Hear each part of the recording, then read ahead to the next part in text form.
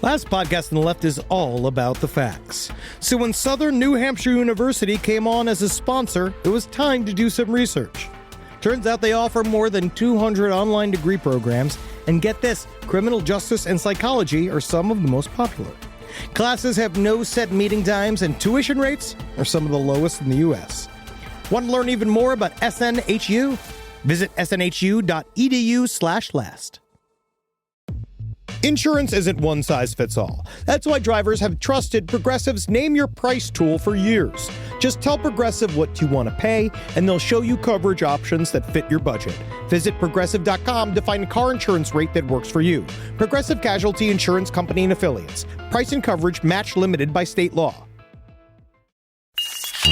There's no place to escape to. This is the last podcast On the left.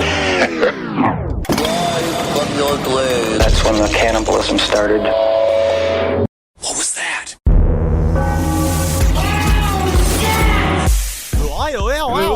Is that really? We are 400 episodes in. You guys are going to warm up the show like that all of a sudden?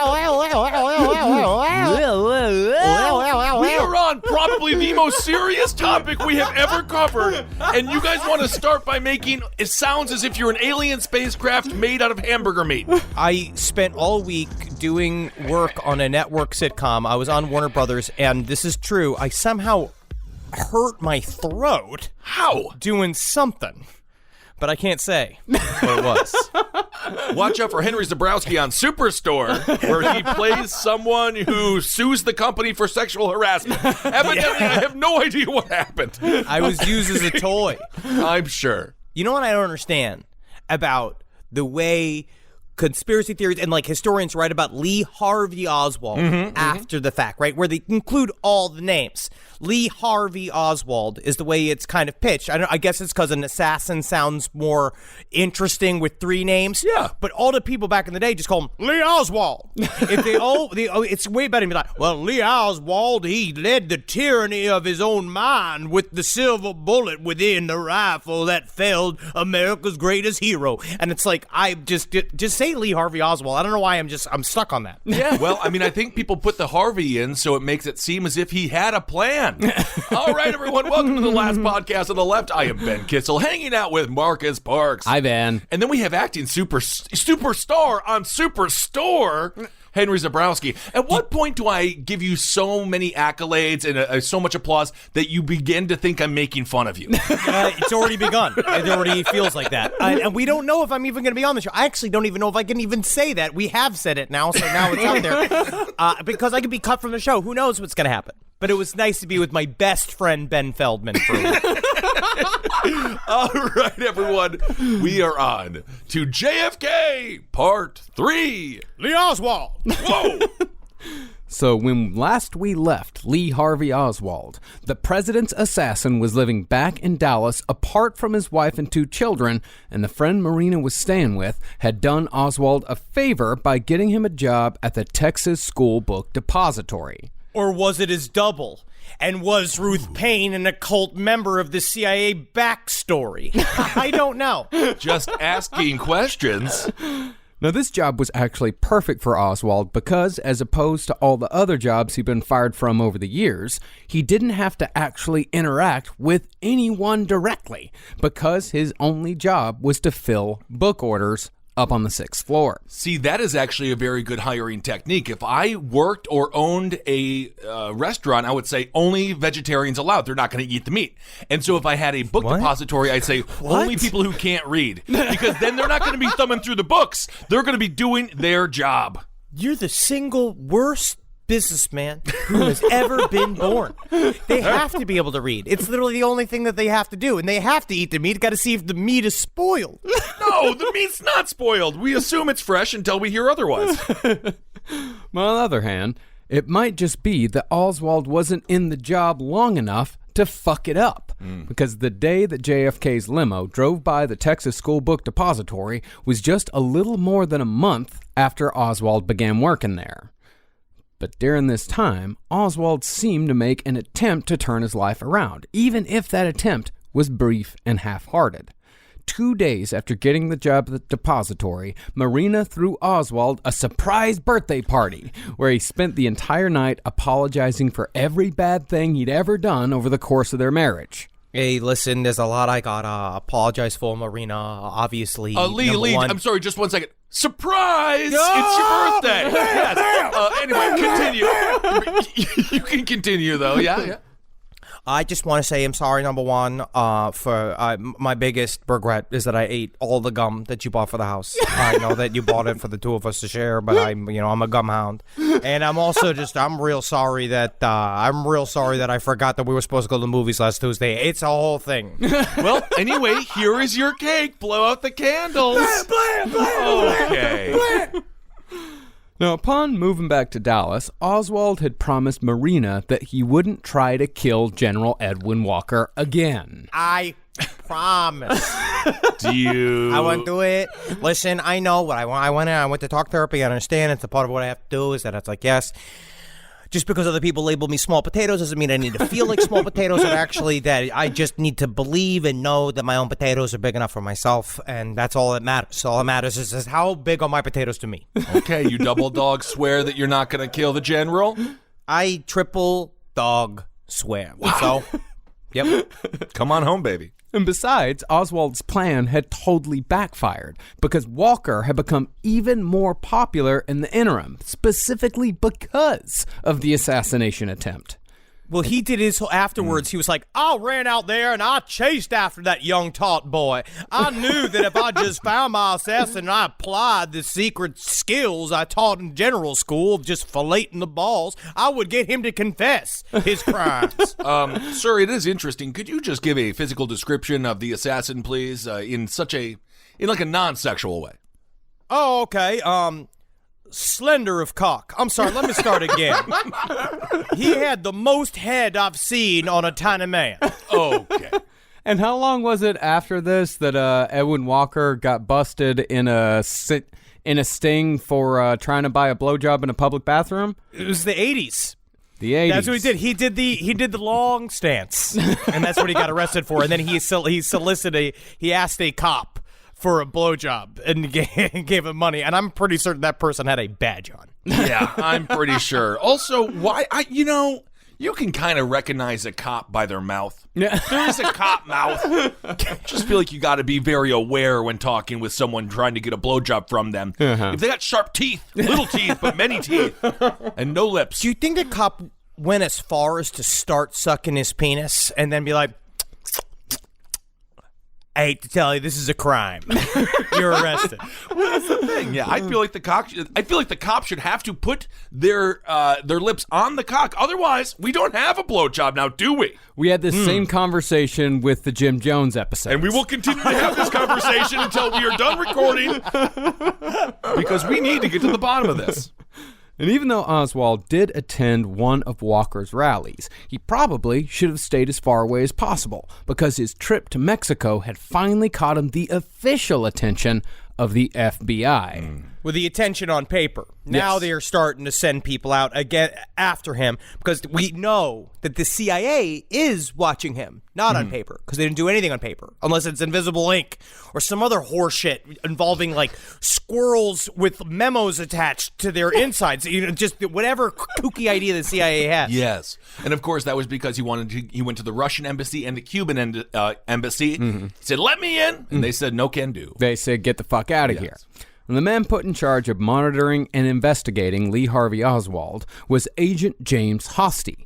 And Hosty started interviewing friends and neighbors about Oswald's activities pretty soon after Oswald returned from Mexico City.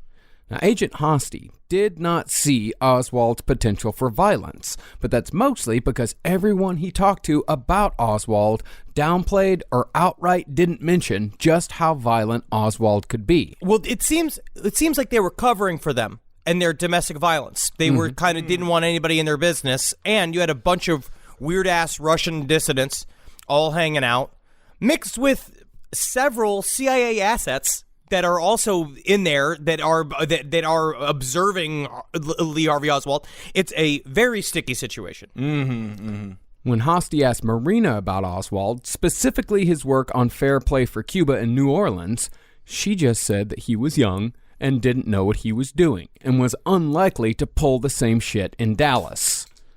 And instead of mentioning that her husband was physically abusive and had attempted to assassinate a public figure in Dallas earlier that year, Marina just begged Hosty to not interfere with Oswald's new job at the book depository.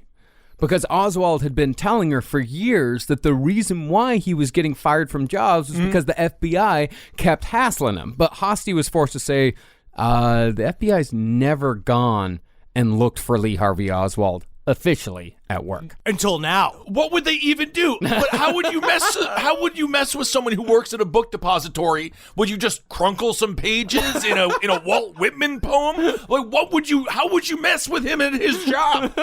Just to see the FBI bust you, Kissel, as you're adding all the extra goop inside the chicken McNuggets that you were serving to people. What?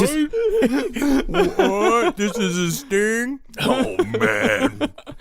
And when Marina told Oswald about the visit from the FBI, he was understandably nervous and agitated, but only told Marina that if they came again, she should write down the make, color, and license number of the agent's car, although I'm not sure what he could have actually done with that information.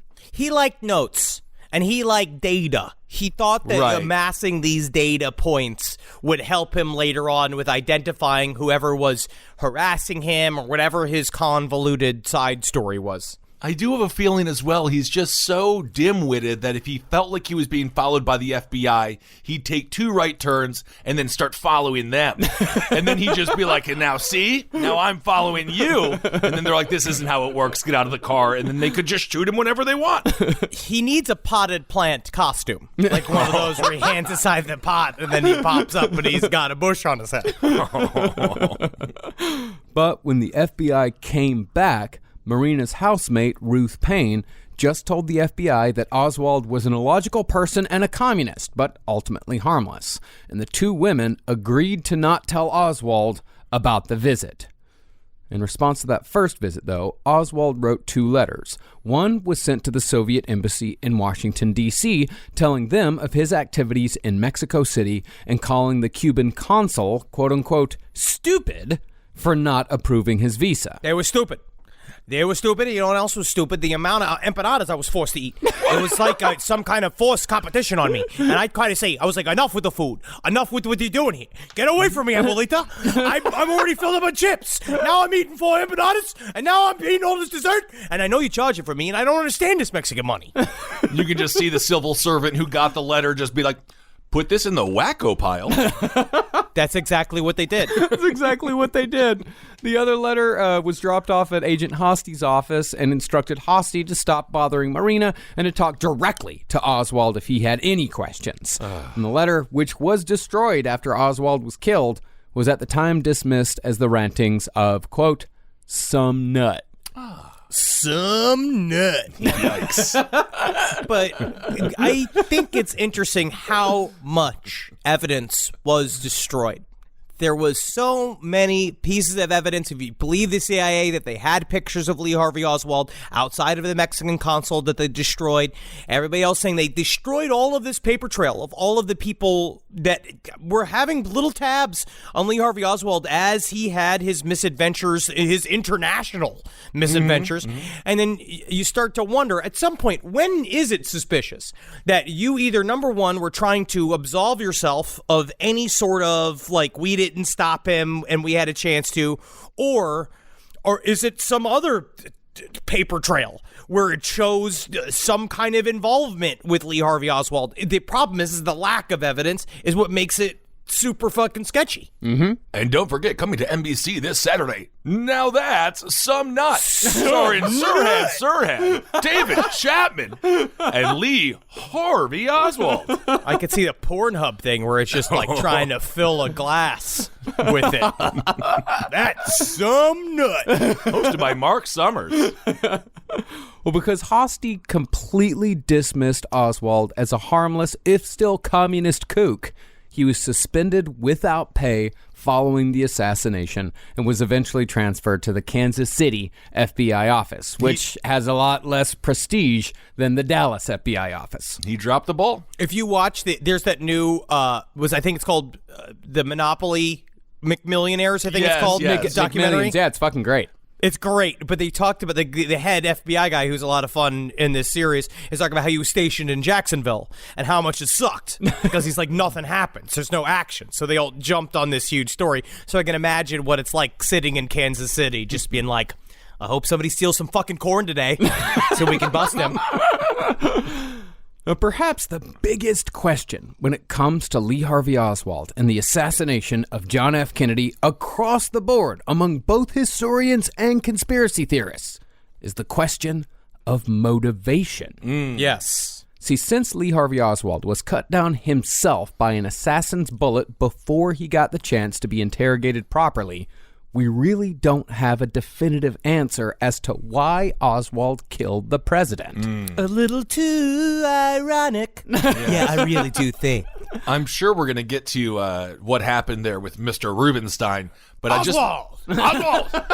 But the picture of the sheriff just neoing like he's in the Matrix away from like the total lack of heroic movement from the sheriff. You're just like, wow.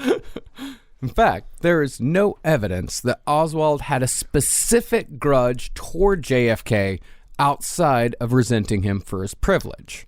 But on the other hand, that privilege was a product of the capitalist system, and Oswald was a staunch Marxist, so he certainly didn't have warm feelings towards JFK. Only in America. Only in America can an Irishman be considered privileged. What are you talking about? JFK was enormously rich. I know. Very rich. I'm just saying. What do you mean? What's wrong with being an Irishman? Yeah, what happened? Where'd that come from? That was a racist statement against Irishmen. No, I was the anti-Irish one. You're not Irish, number one. You're just a leprechaun. Marcus, he just had lunch today, so he's got a lot of energy. No, what I am saying is the Irish historically have not been treated well, but you come to America and you can be president. Yes, you will be shot, but you can be president of these great states. Are you about to start the there were actually more white slaves than black slaves argument? Well, if you think about it. Well, the most evidence we have is a letter that Oswald wrote to Kennedy's brother Robert in 1959 from Moscow. In that letter, Oswald said, quote, "In the event of war, I would kill any American who put a uniform on in defense of the American government. Any American. Even Dick Van Dyke. I'll shoot the teeth out of his mouth, one huge tooth at a time." Have you seen that Dick Van Dyke pro Bernie video? He looks like the preacher from the Poltergeist, I think, 3. Yeah, he's 94 years old. Okay, he's doing for a chimney sweep. He's living pretty long. He never got any lung cancer or anything. He looks like a skeleton that someo's pasted a whole bunch of teddy bear stuffing onto. We'll see how we look if we get to be 94. But specific to JFK, that statement that Henry just read was not. Now, as we get closer to November 22nd in this timeline, motivations might become a little more clear. But as far as a definitive answer goes, I'm afraid that what we're looking for died with Oswald. God. This is why it's frustrating, though, right? Yeah, well, of course. There's a very interesting op-ed from the LA Times from 4 years ago by James Reston that talks about one theory he had was that actually the true victim inside the car, if we believe in the lone nut theory, that the person that Lee Harvey Oswald did have motivation to kill was Connolly, the governor of Texas, that was in the car, because in a journal that was released, and during that big, I think it was in 2016, they released all of the formerly classified files. They did this big release, and one of them was a journal that Lee Harvey Oswald had, and on it, it said, it had a list of people that he was going to kill. It said, "I will kill." And it said James Hosty, Edwin Walker, Richard Nixon, and then John Connolly. And then next to John Connolly, he drew a dagger with blood drops dripping from it. That's his doodle. Wow. So it's a theory of what if he showed up to kill the governor. Instead, killed the president in the biggest Mr. Magoo meets fuck Oliver Stone bullshit that ever happened. And you're accusing me of being anti-Irish, and you're sitting here saying, oh, Kennedy's head was so big that it just blocked out an entire body of a governor. It's ridiculous what you've just said, Henry, and I think we're going to have to take it to the apology tour. But before we get to the day itself, let's explore the background of the unfortunate victim in this whole saga to demonstrate just how many people JFK had pissed off in his first term, and why Dallas in particular was a dangerous place for the president. It is pretty ballsy that he showed up in fucking Dallas. Honestly, he's not asking for it. No. But he didn't do a lot to prevent it. Yeah. No. Now, the scuttlebutt over the years has been that JFK's father, Joe Kennedy, was wrapped up with the mob during the days of Prohibition, and that the mob helped JFK get elected. I mean, a lot of people take, oh yeah, like Joe Kennedy was involved with the mob. People take that as fact. However, there is no credible link made between the Kennedys and the Italian mafia. And it is the consensus amongst respected historians that this was indeed a myth. Shade. Throne. Somewhere David Icke just got a chill down his spine. I am respected. Well, these stories came mostly from former mobsters trying to sell books in their old age. And in one case, a story came from a 93-year-old piano tuner who said he once saw Kennedy come over to Al Capone's house for a spaghetti dinner. Wait a second. You could just have a job as a piano tuner? Dude, piano tuner, they had their own union. Yeah, that was a big all deal. they did was tune. When was America so musical? Is that what happened? Used to have purity, where people used to sit and spin yarns at each other, and then sit, and someone would play a piano, and everyone would sing the standards at the time instead of everybody sucking each other's feet, playing with each other's assholes, and these big sexual parties that we have now. That was just the Bill Murray Christmas special you described in both scenarios. But no matter what the truth is, once Kennedy got into office, he appointed his brother Robert as Attorney General and instructed him to take down the mob, which resulted in an 800% increase in organized crime convictions. Yeah, we got to take care of that mob, see? Because mob, they got a terrible series of accents. Unlike us, the Kennedys. It's an accent. Because all accents are great. They are something. I'm working, man. I have an entire month left of these shows to work on this accent. Absolutely. And again, you're going to want to check out Henry on Superstore. He's great. We don't know if I'll make it. And again, that's convictions. An 800% increase in convictions, which means the increase in arrests must have been astronomical. Well, you just leave a pile of spaghetti behind a dumpster, and you can at least get one fucking mobster to crawl back there. Hey, look at that. It's free spaghetti. Nice. And then you just drop a cage on him. All of our Italian listeners are like, they get one more joke before we're going to the studios. Like, they're just... But I relate to our Italian listeners. I just bought 4 velour suits. I'm wearing my velour shirt today. Oh, wow. It's very warm, Yep. so I understand they got good fashion, and I like the Italian people. Yeah, you're wearing nothing but Muppet now. That's it, baby. See, JFK and RFK rightly believed that organized crime was a much bigger threat to America than communism. Sure. And they redirected the FBI accordingly. Well, it depends on what you mean by the type of crime.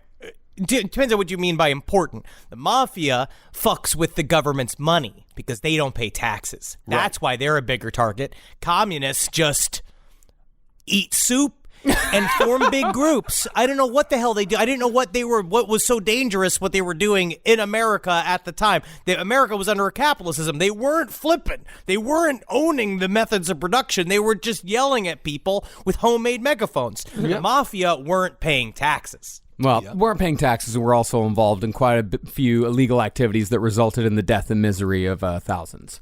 Hey, man, sometimes some eggs.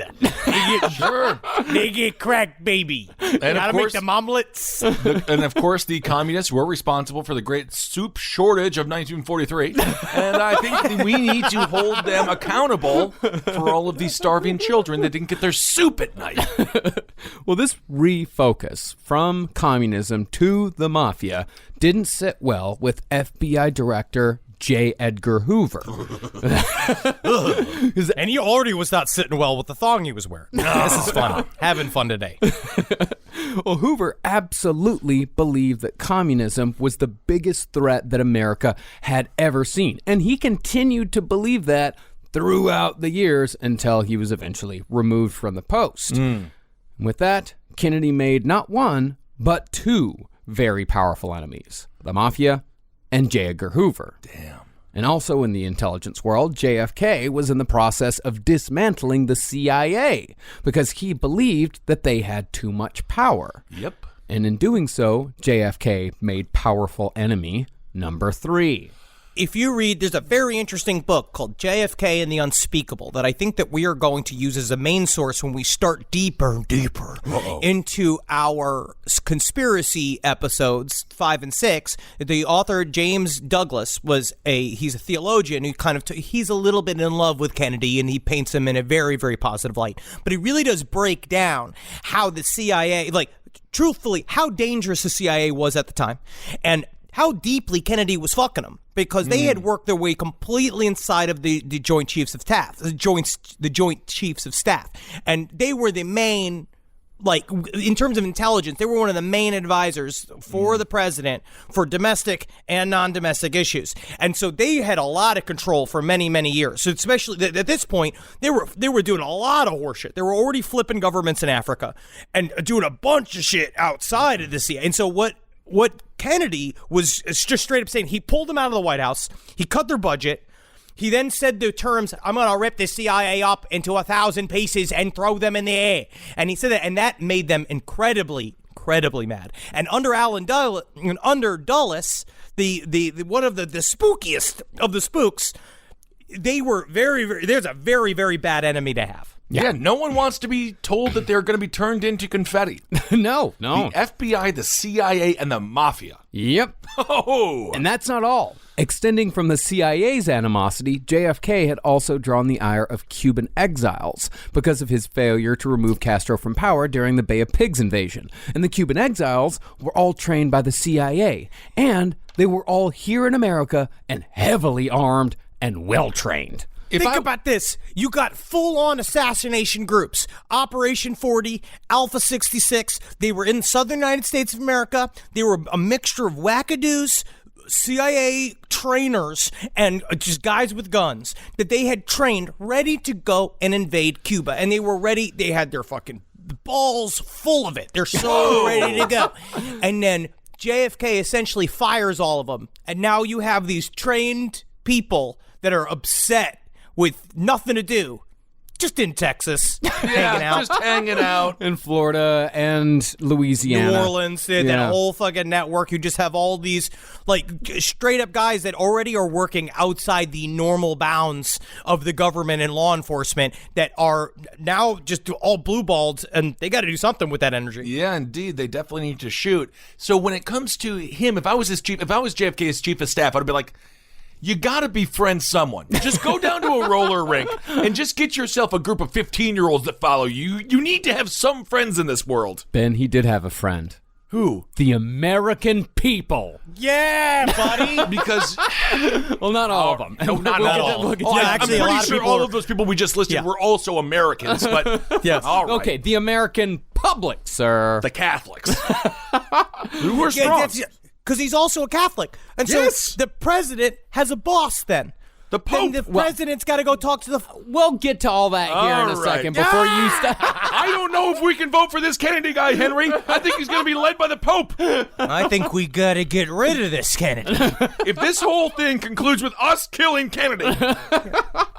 Well, finally, Kennedy was also de-escalating the war in Vietnam, which would have meant billions in lost profits to arms manufacturers like Lockheed Martin and chemical manufacturers like Dow, who made hundreds of thousands of tons of napalm for the government between 1965 and 1969. A lot of people made a paycheck off of Vietnam. Yep. Anybody that has a full water tower of napalm, I try to, like, be a friend, too. I try to take him out to coffee, drop some donuts by, being like, how's the napalm? Still contained? Great. Great. We need to use that on somebody. Like, you start, like, butting up to them, saying, like, all this napalm just sitting here is kind of going to waste. We should do something with that. And there you had enemies 5, 6, 7, 8, 9, and so on and so forth, when you count all the businesses that were poised to make billions of dollars on the deaths of over 58,000 Americans and as many as 2 million Vietnamese civilians. Then there was the American public. Kennedy's election in 1960 was among the closest in history, but Kennedy pulled it off by narrowly defeating the man who served President Eisenhower as his VP for the previous 8 years, Richard Nixon. It's because he was ugly. You think so, huh? No, Yep. you know that. I know. Yeah. No, Nixon just didn't want to be a pussy, so he didn't want to wear makeup. That's true. Yeah. He And literally he didn't want to wear looked- makeup, and then he just looked like a sweating pig. Yeah, well, he Yeah, he also looked like had shit. shaved that day. He had 5 o'clock shadow. He literally thought television was a fad. He looked like a man in trouble for something. Like he owed money to a bookie. You don't want a man sweating like he has the coronavirus on national television during your first televised debate. Although, interestingly enough, people who listened over the radio, they said that Nixon won and Kennedy lost, and then obviously vice versa when you get to see that beautiful big Catholic head. But hey, that's another enemy right there, and you do not want Richard Nixon as an enemy. No, he just sits and stews and stews and stews. Hey, man, sometimes a small man has to sit and think. Because I'll tell you what, Richard Nixon, Lee Harvey Oswald, nothing makes a small person more upset than never being perceived as dangerous, which then makes you have to be extra dangerous. Extra, yes. Well, part of the reason why this election was so close was because even though JFK was a war hero with legislative experience, he was, as you two have already pointed out, still a Catholic. And he's beholden to the Pope. Yes, and some Americans did think that he'd be reporting to the Pope before reporting to the American public. Just 1 second here. Mr. Pope, can you stop having sex with all those kids? The President of the United States is on the line. Give me 1 minute. Here you go. You take it alone or not? Better get out of here, you sweet. You don't like this? You're upset by this? That's the Pope. Hey, Henry is just articulating the reality of the world we live in. I'm making it come. He's making it come. I don't know why the Pope sounds like that, but I don't even know if the Pope was Italian at this point. I don't even know if the Pope was alive. We had a Pope. We had a Pope. That's what I've been told. It was Johnny Rockets 1. Love that guy. Great restaurant chain. Well, even though Kennedy's approval ratings were at 58% when he died, which is pretty good as far as approval ratings go, Absolutely. the people who didn't like him absolutely loathed him. In addition to believing that Kennedy's religion was a liability, many also believed that he was a closet communist because he didn't take a hard enough stance against Russia and the other so-called red elements here at home. Well, the stuff that really fucked with him, especially on the inside, was that he had which was semi-secret, he had a backdoor channel to Khrushchev, and they were speaking to each other, trying to negotiate all these various massive, huge, international things that they set up at each other, and then they would kind of talk each other back, and they were very, very mad that he didn't want to go and stomp out all the communists in Laos and all the communists in Vietnam. They believed that any sort of coexistence was a failure versus just obliterating them. There's not nearly as much money in diplomacy as there is in war. God, no. So that does not help him at all. Well, there weren't too many critics louder about JFK's supposed communist ties than the Dallas Morning News, which is still the biggest newspaper in the second largest state in the Union. The Dallas Morning News, it's messed up in many ways. Skip Bayless is the worst sports commentator of all time. That's where you got to start. I've got a bone to pick with Dallas Morning News. Also, who wakes up early in Dallas? I grew up reading the Dallas Morning News. It's there. It's a paper. Yeah, it's a paper. The Dallas Morning News printed biased article after biased article, vitriolic column after vitriolic column. So many that following the assassination, people called up the Dallas Morning News to ask them, "Are you fucking happy now?" Jeez. Because they thought that the Dallas Morning News was responsible for fomenting this hatred for the president. I mean, to be fair, they did have the headline, "Kennedy assassinated," but with an exclamation mark. And I Kennedy thought that assassinated. was Kennedy assassinated, which I thought that was a little rude. Now, back then, Texas was actually a blue state because the flip from Democrat to Republican by racists the country over due to the passing of the Civil Rights Act had not yet occurred. That was 1964. And of course, Nixon's Southern strategy had not yet been put into play. That meant that Texas was going to be extremely important if JFK wanted to win re-election in 1964. So, in the autumn of 1963, the administration planned what was essentially an early campaign tour consisting of 5 Texas cities in 2 days. That is a lot of Texas cities in 2 days. Texas is freaking big. Every time we tour there, it's amazing how long you drive and you're still in Texas. They were ripping through it, and it probably speaks to some of the weird security lags that were happening during his trip. Right. Now, San Antonio, Houston, and Austin weren't really seen as problem cities on JFK's tour. But Dallas-Fort Worth, with its contingent of right-wing Kennedy haters like General Walker, was seen as a highly dangerous place for the president. It was seen as such a risk that LBJ's planned speech for Austin was supposed to end with the line, "And thank God, Mr. President, that you came out of Dallas alive."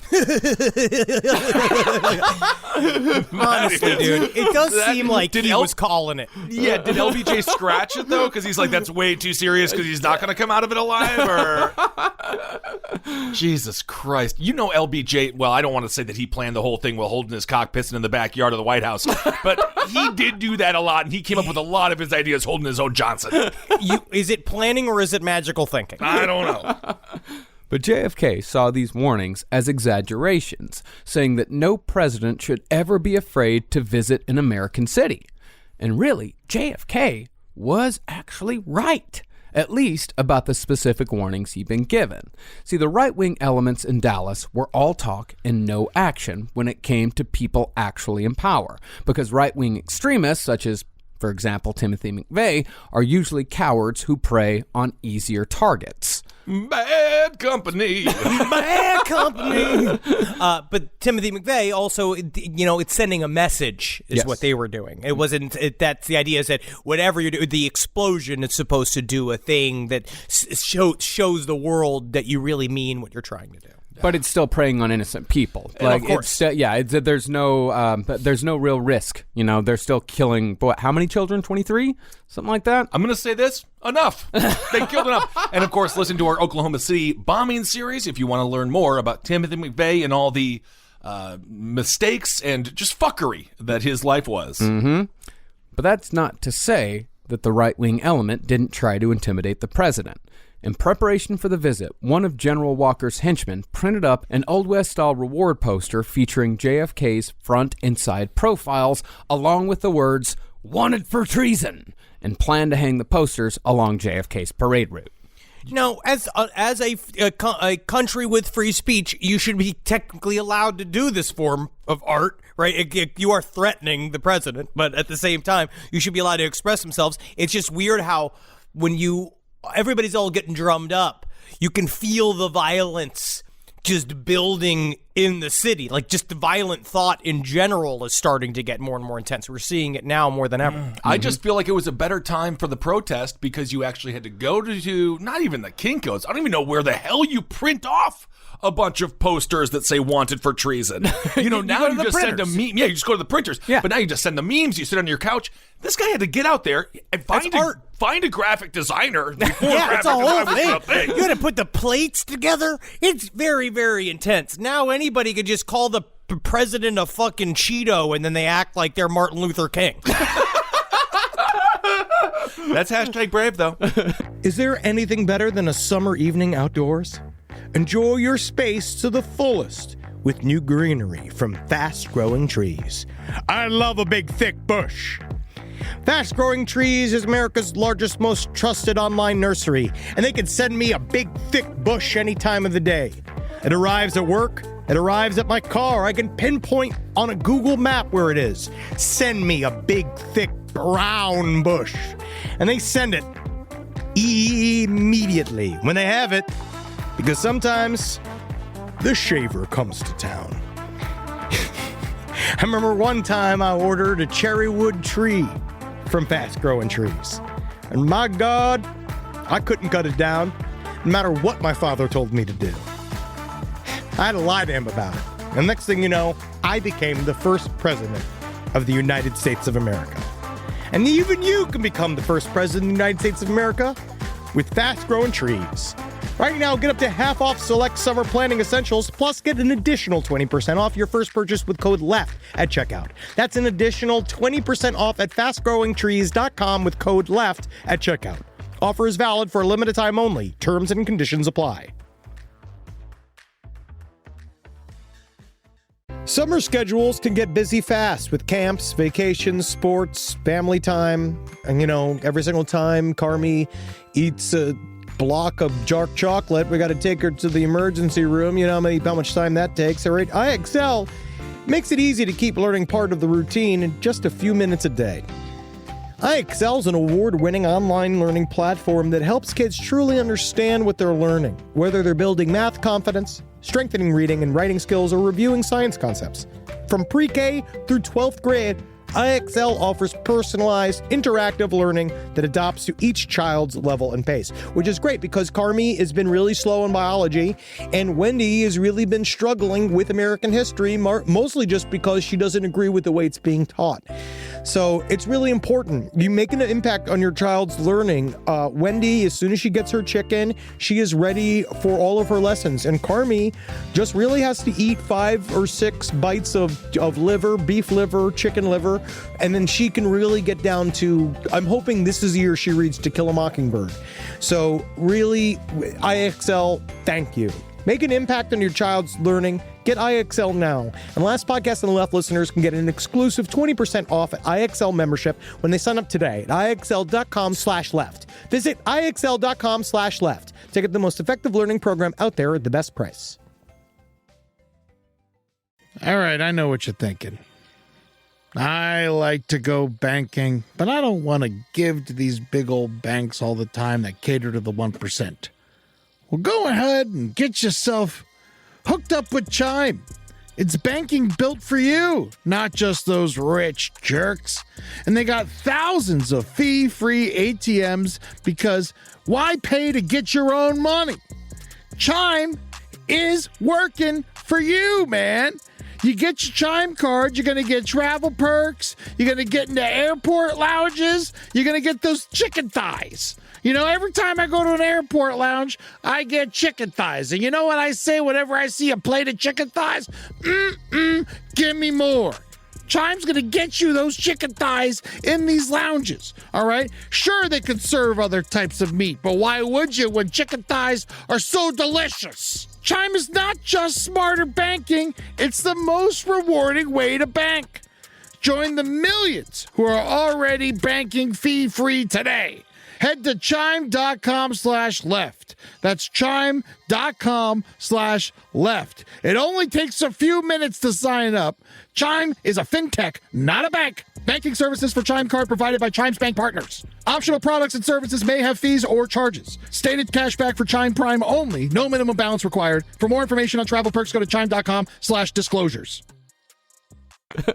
Now, when it came to that parade route, the majority of JFK's security was ironically placed at the beginning of the planned path at Love Field and the end where JFK was supposed to make a speech at a huge convention center called the Trade Mart. And he really wanted to get to Love Field because of all those spread-eagled women that I guess are planted there? Yeah, I'm not sure why they named it that, but It's sure. named after a guy whose last name is Love. I would assume it wasn't because of the spread-eagle women that Marcus. were planted there, Thank you. because also they would just be dead, and then...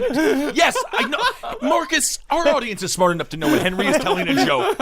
They don't actually think it's like Hugh Hefner's Bizarre Human Garden. No, it was right actually across the street from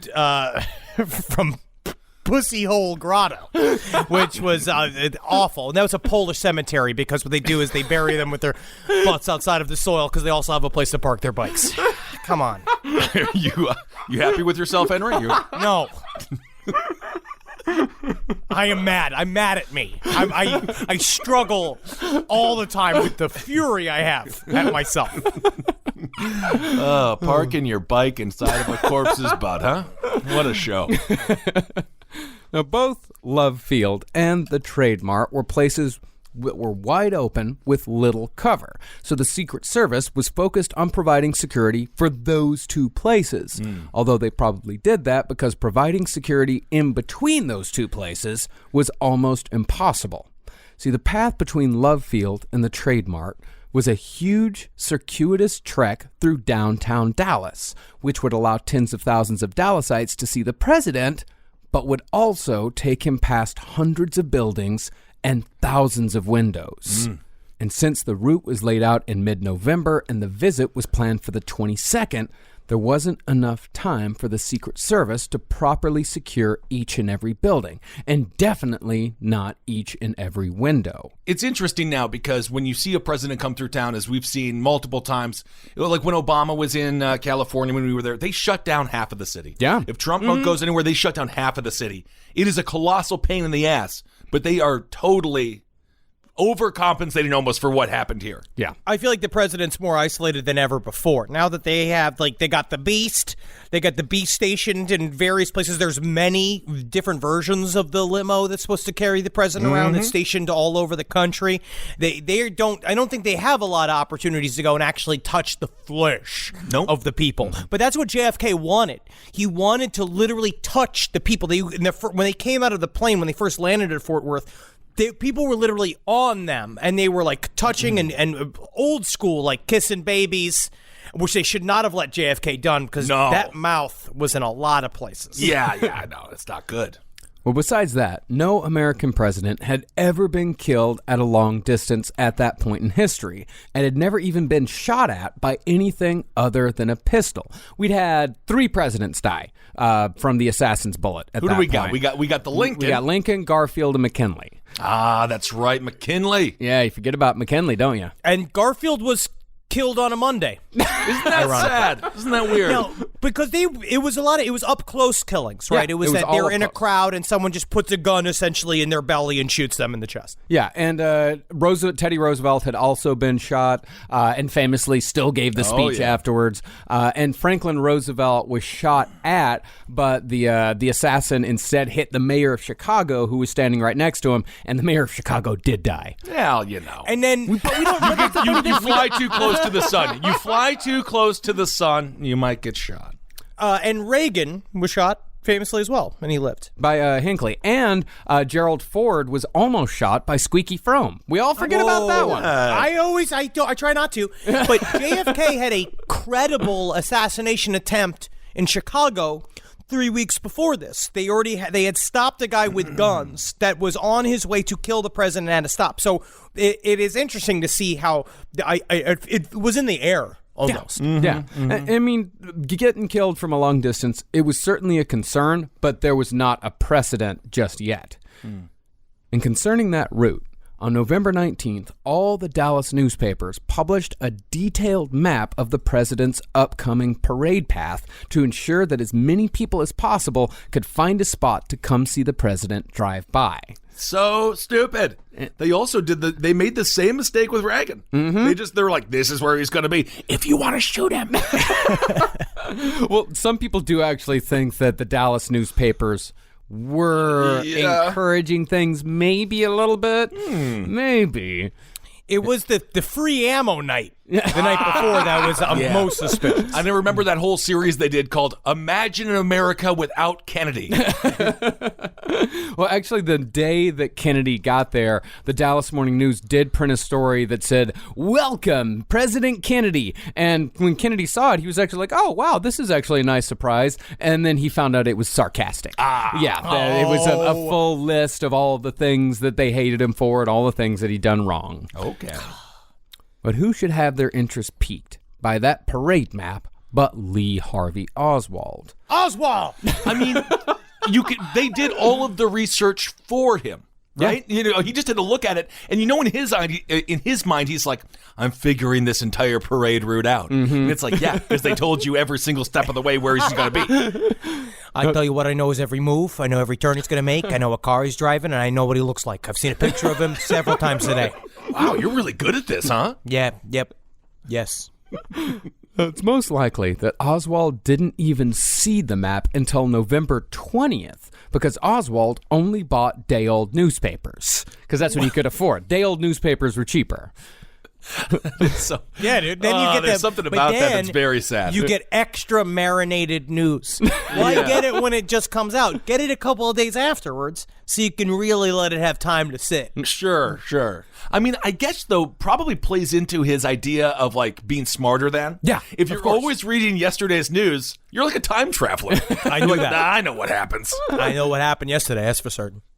The amazing thing about this was that when you go off Lee Harvey Oswald's actions between November 20th and the assassination, we can surmise that he made the decision to kill the president over the course of roughly a day and a half. Now, it's only speculation at this point, but it's quite possible that Oswald would never have even thought about killing Kennedy had the motorcade not gone directly under his place of work. Yeah, if he had to travel, he wouldn't have been able to because he was fucking broke. He was stacking books in a basement. He couldn't leave if he wanted to. The assassin's target had to come to him. Yeah. He's just that lazy. And I'm sure we'll get to this in the conspiracy episodes and stuff, but he did just get this job.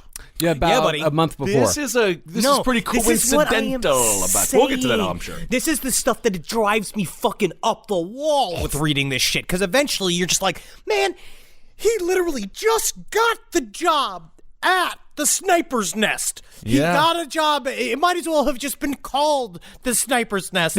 And it comes from Ruth Payne, and then the Paynes also have weird, murky family ties to the CIA. It doesn't make a heck of a lot of sense why there are so many coincidences around this one dupe. Well, it's not that big of a coincidence that he got a job at the Texas School Book Depository. He was a low-skilled worker getting a job in downtown Dallas where there was a lot of low-skilled work happening. And all you got to do is have a tongue so you can lick all the books clean. I mean, you could say it's a huge, gigantic, wacky coincidence if you want, but there are reasons behind every single thing that happened. Yes, a million things had to go right for this to happen, but none of them are wiggity-woogity. They all have a reason behind them. Well, in their own localized way, but then when you bump out... We will do this in later episodes, Henry. That's true. I see the vein. Henry's conspiracy vein is popping. I can already see it. Be very careful. I'm getting a twitch. Well, we'll get into this later, but there are decisions that John F. Kennedy himself made. Suicide. Yeah, well, that's my theory. But there are decisions that Kennedy himself made that made this thing happen that had nothing to do with conspiracy. I think they really like me. And again, it's also a matter of speculation as to his specific motivations. See, Oswald had gotten back into politics since his return to the U.S., briefly involving himself with the ACLU through Marina's friend, Ruth Payne. But Oswald quit the ACLU because he thought they didn't go far enough. So it is possible that Oswald returned to his old belief that violence was the only way to enact change. And what he believed to be one of the biggest representations of capitalism, John F. Kennedy, was about to make himself an easy target to a trained marksman like Oswald. The ACLU does all this boring shit, like go to court and do everything through the system. That's really dumb. That's stupid. It takes too long. I fall asleep. You know what I think is nice? Just one bullet. Does a lot of talking for you. Yeah, but we're just, we're the ACLU. We're trying to defend people. We have poll taxes. We want to get people of color to be able to vote. Next thing, hey, you guys, you're doing poll taxes. Next thing you know, you're gonna allow us to marry donkeys. No, that's we're what not. you guys want. It's about human beings. You guys want us to marry donkeys. No, we don't want you to marry. Why are you here I know exactly? What you want. I am not sexually attracted to a donkey. We never said that you were. How nice they are, I don't care. What their smiles are like, I don't know. How much fun we're having on the trail ride. I'm not going to marry a goddamn donkey. Mr. Oswald, do you want to have sex with a donkey, sir? Just get out of my way. I'm going to the zoo. Or the motivation could have been nothing more complicated than a desire to make himself known. By killing a president, Oswald was ensuring himself a place in history, especially considering how popular JFK was at the time. But this is a great example of how difficult it is to judge how serious people are when it comes to hating a politician. Some people thought he was a communist. Oswald said he's the pinnacle of capitalism. It's like if you're Kennedy, you're like, what am I, a communist, a capitalist? We know he's controlled by the Pope, but like, what else is there? But I wonder. I mean, that's why I'm saying the boneheaded other motive of him trying to actually kill the governor, but instead killing the president all in one go, it would be perfect for the low nut Lee Harvey Oswald for his life to turn out like that. Yeah. To be fair, Oswald did not know it was Assassins 2 for Tuesday, so he didn't know he was going to get a double shot. But also, why wouldn't Lee Harvey Oswald come out and say that, yes, I killed the president if all he wants is notoriety? He immediately said, I'm a patsy. We'll get to this, obviously. We'll get to all of it. Yeah, we'll definitely get to this on the next episode, but I definitely have my own opinions as to why Oswald started screaming, I'm a patsy, I didn't do this. We'll get into it further, but I think it was he highly regretted what he'd done. And I think shit. I think we can I think we can all safely say, though, Lee Harvey Oswald is not a patsy. He's definitely a Claire. That's what I'm saying. I see him as a Claire. I see him as a Deborah, honestly. Well, most likely Oswald's motivation was a combination of the two. But since he never got a chance to speak, thanks to a schlubby nightclub owner who was really out to prove something. Oswald! You mean the most important man in this story? God damn. Jack Ruby? He's fascinating, but fuck. He ruined everything. For some reason, I just got totally obsessed with him this week and just stared at him, listened to whatever I could. And God, he sucks. He's my favorite. Because I'm going to be Jack Ruby in a biopic one day. I want to play Jack Ruby. I love it. It's a very funny side character who just ruined history. Just ruined. Harvey Oswald, presidents and people like that, of that stature, they do get assassinated. I know it's weird to say, but it's kind of a natural revolving mechanism inside of history with fame and power and the parasites attached to that, right? That's very classic. Jack Ruby, though, really created the gape that allowed how complicated these conspiracy theories happen, because we don't have a real culprit. All we have is a theoretical culprit. He never went to trial. So, on November 21st, as JFK was speaking in San Antonio, Oswald was most likely scouting the best vantage point to kill the president from the book depository, and eventually he settled on the far southeast corner of the 6th floor. This spot in particular was chosen because Oswald would be given a 10 to 15 second view of the back of the presidential limo, which would allow for multiple shots should he need them. And so, with the spot chosen, Oswald asked his co-worker, Buell Frazier, to drop him off at Ruth Payne's house, saying he needed to pick up some curtain rods for his apartment at the boarding house.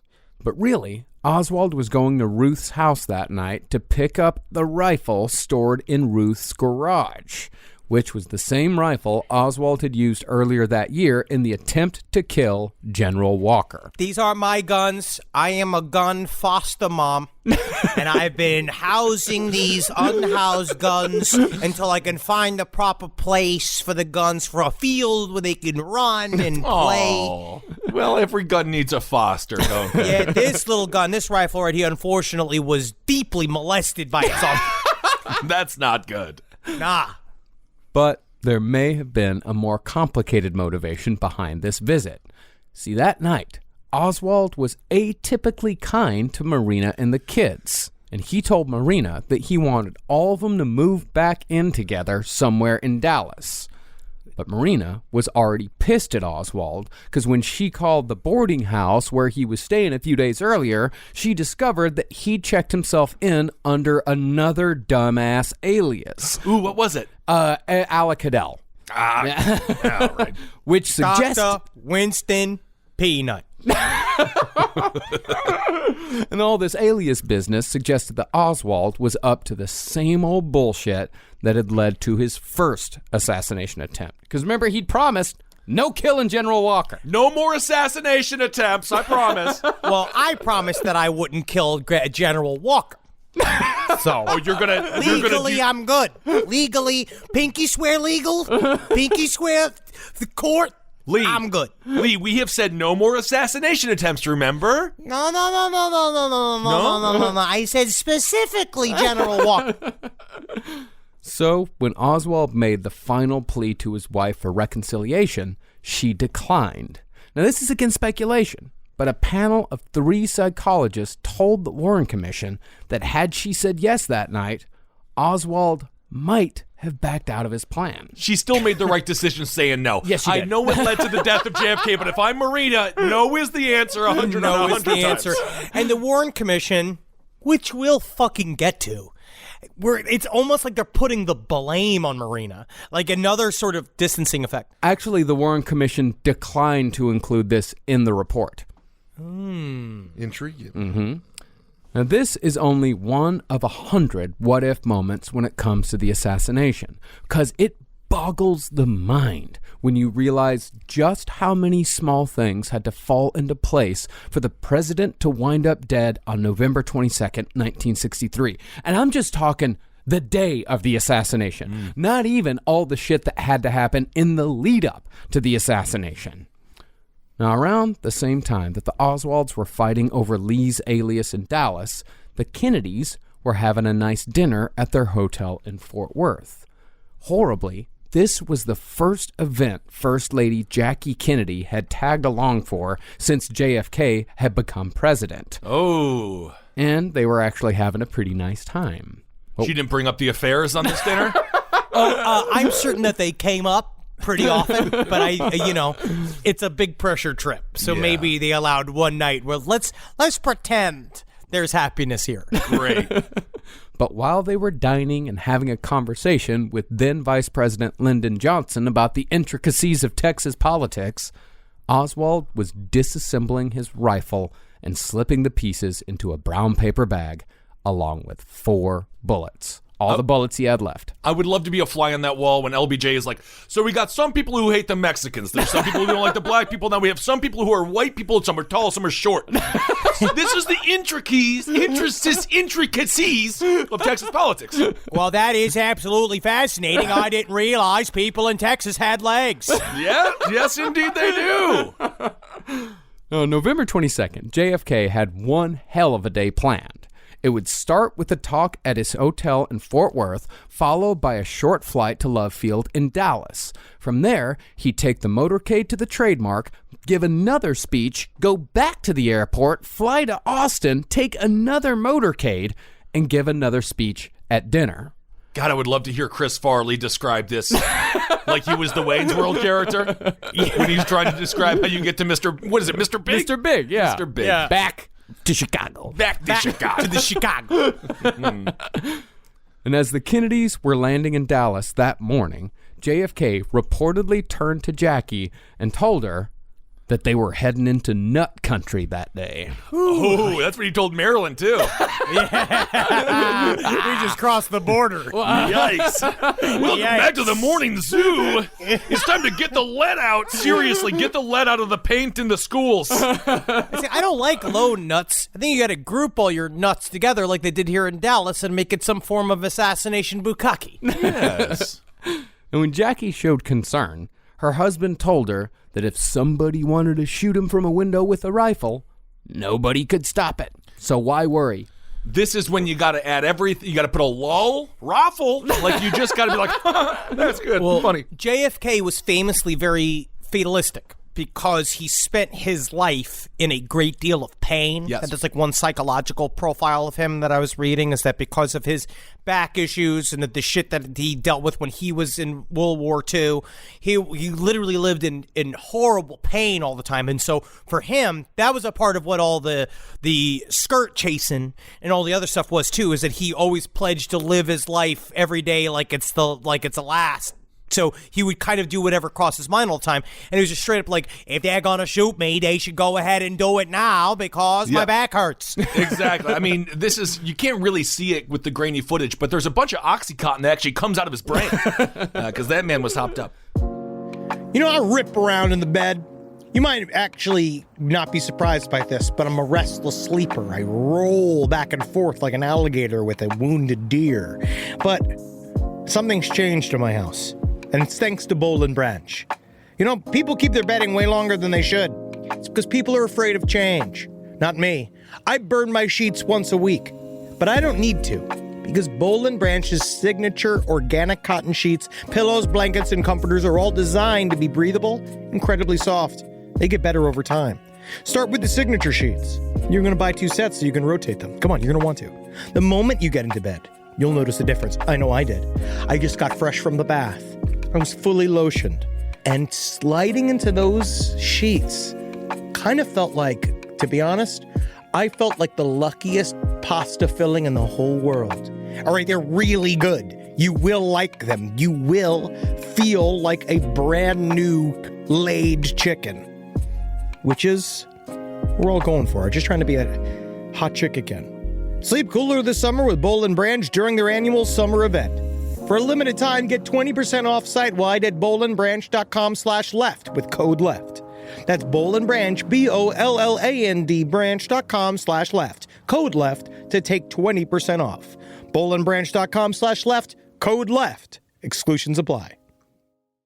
This podcast is brought to you by Squarespace. Squarespace is an all-in-one website platform that helps you stand out online. Yes, that's right. You don't have to smash your face with a hammer. You can just start a business. It's got everything you need on Squarespace, from securing your domain to building a professional site and showcasing your work all in one place. Let's say you want to show everybody how you can carve your ribs out of your lower abdomen so that you look more like a Ken doll. That's amazing. You can bring your vision to life with AI-powered design or curated templates, plus flexible editing tools that helps you create something that truly reflects your style, especially if you are somebody that is trying to corrupt the young men of America. That's what Squarespace is really going to help you. Squarespace makes it easy. It makes it easy for you to put all that together, and you just go to Squarespace and do it all. Thanks, Braden. Head to squarespace.com/left for a free trial. And when you're ready to launch, use offer code LEFT to save 10% off your first purchase of a website or domain. Call me a squirrel, because I'm covered in acorns. That's right. So many people are focused on where their money is today. And Acorns is the financial wellness app that cares about where your money is going tomorrow. Let Acorns work for you. You put acorns in the ground and you're gonna get trees tomorrow. That's right, investments.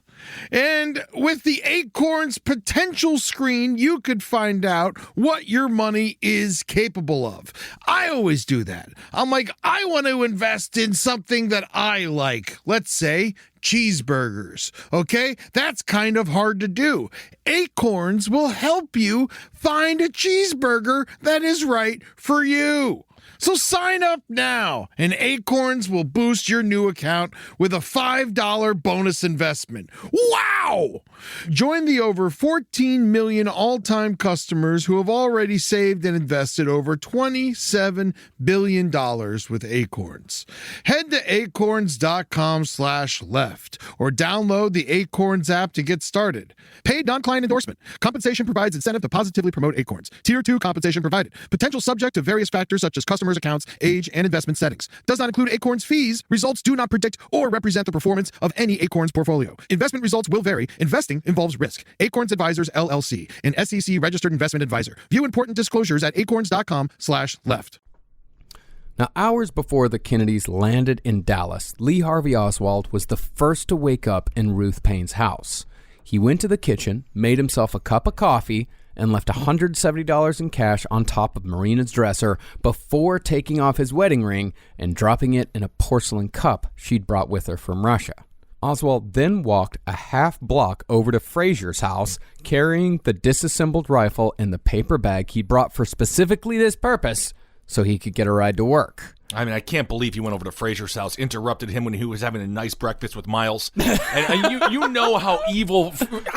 Fraser's ex-wife was a lot. I tell you what, if you spend some time in Russia, you would figure out what to do with those tossed salad and scrambled eggs you'd eat.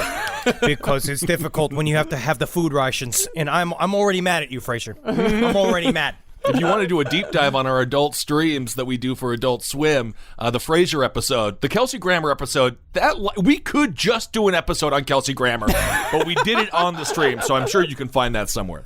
Well, as far as Frasier was concerned, the package that Lee Harvey Oswald was carrying contained the aforementioned curtain rods, so he didn't really question it. Okay.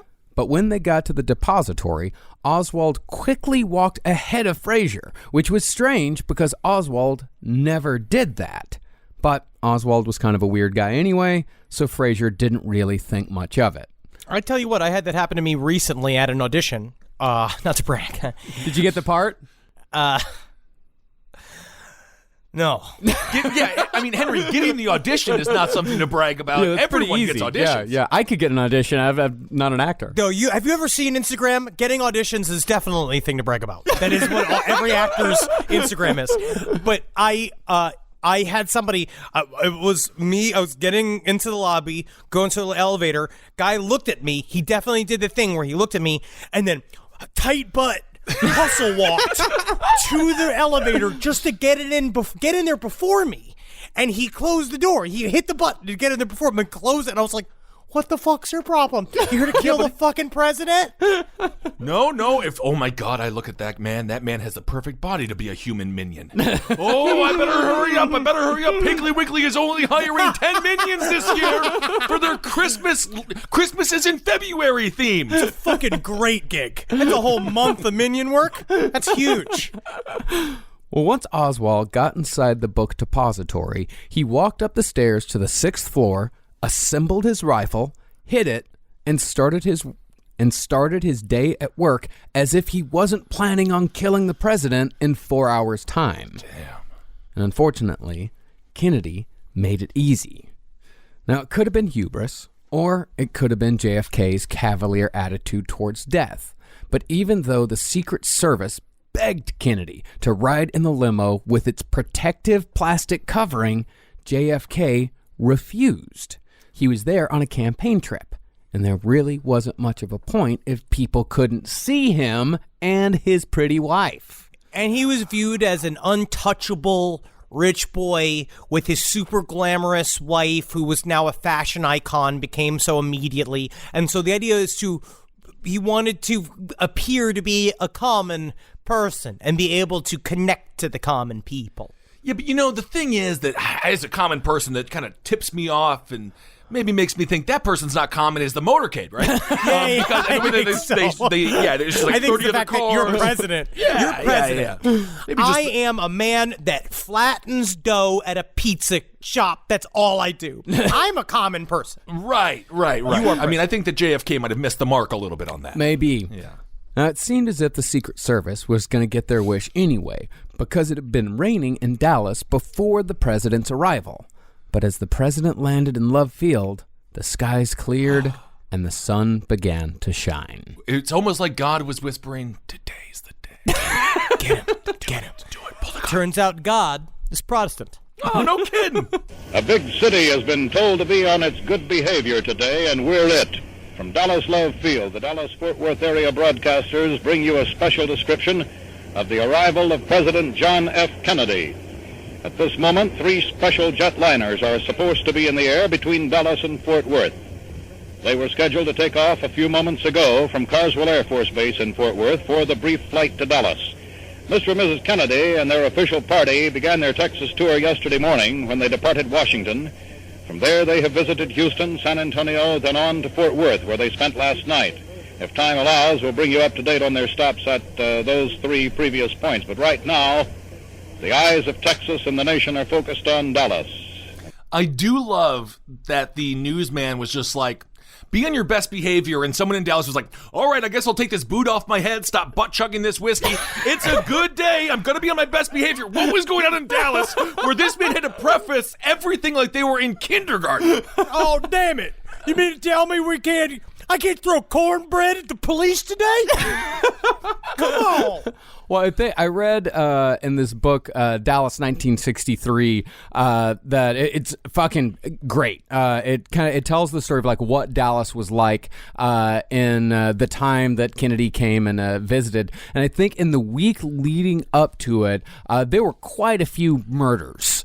It's a fun place. I mean, we love Texas. Obviously, but it was a tense time for the entire country. This was a very high stress point for our global position.